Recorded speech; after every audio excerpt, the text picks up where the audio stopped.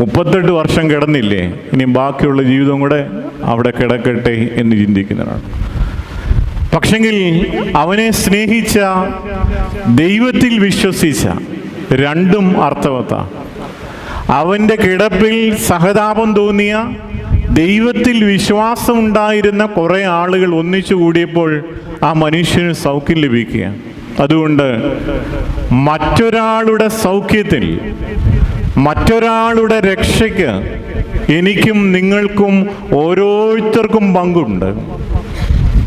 ചില പ്രൊട്ടസ്റ്റന്റുകാർ പറയും, വിശ്വസിച്ച് നീ സ്നാനമേറ്റാൽ നീ രക്ഷിക്കപ്പെടും.